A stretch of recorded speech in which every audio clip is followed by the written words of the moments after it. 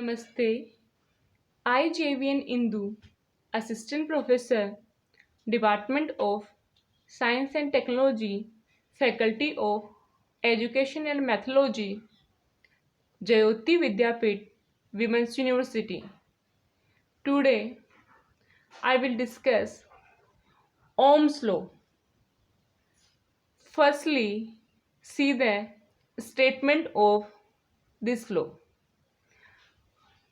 According to Ohm's law, the current through a conductor between 2 points is directly proportional to the voltage across the 2 points. इस law के according conductor के अंदर जो current flow करता है एक point से दूसरे पॉइंट पर, तो ये करंट जिसको हमने I से डिनोट किया है वो डायरेक्टली प्रोपोर्शनल टू होता है वोल्टेज के।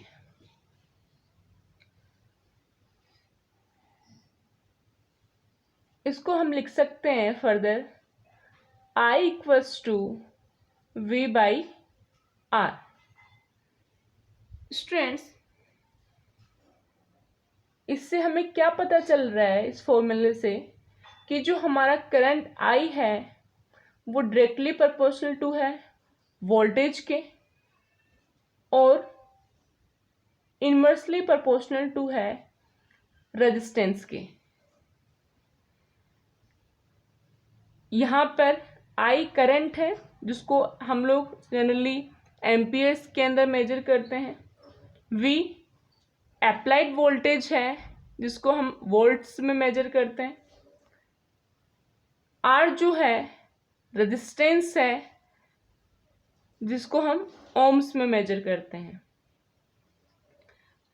अब स्टूडेंट्स नेक्स्ट देखते हैं कि ओम्स लॉ के अकॉर्डिंग जो हमारा I equals to V by R होता है, इस फॉर्मूले से हम लोग 3 वैल्यूज कैलकुलेट कर सकते हैं अगर हमारे पास में कोई 2 वैल्यूज गिवन है। सपोज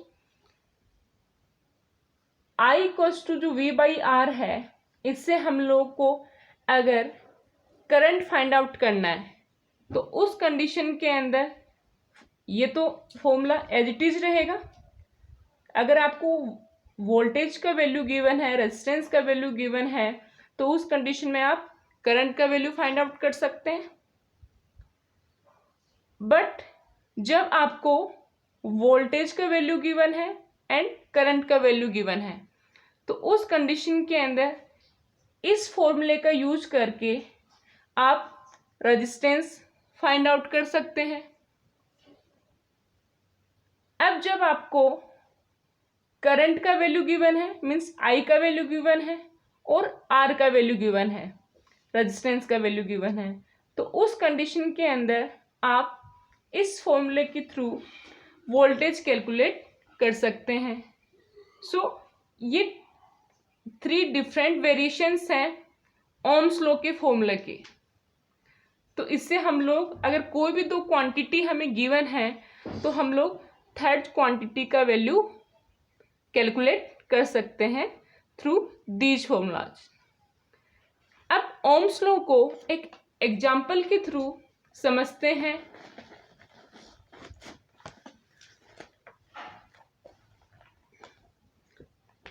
एग्जाम्पल क्या है?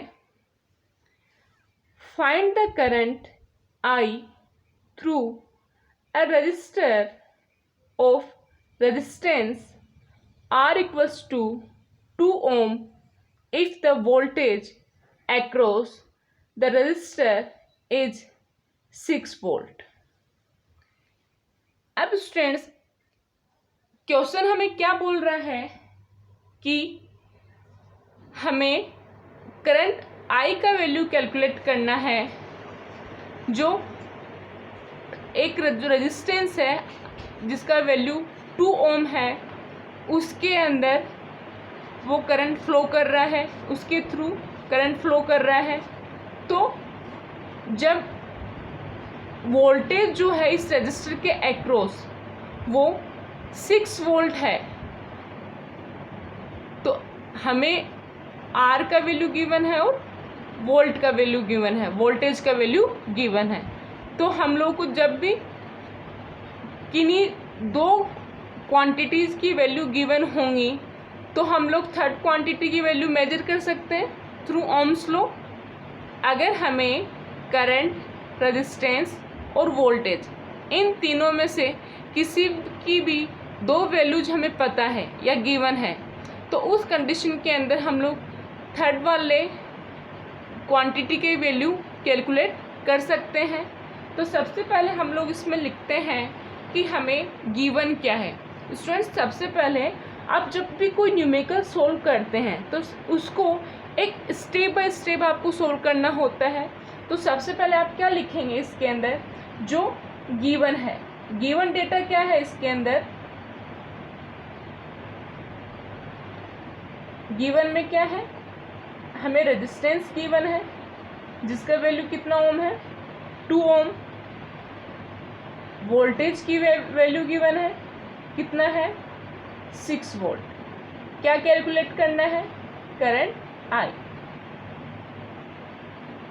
तो जब भी हमें रेजिस्टेंस की वैल्यू गिवन है, वोल्टेज की वैल्यू गिवन है और करंट की वैल्यू हमें फाइंड आउट करनी होगी, तो हम लोग फॉर्मूला कौन सा यूज करेंगे, सोचिए ज़रा।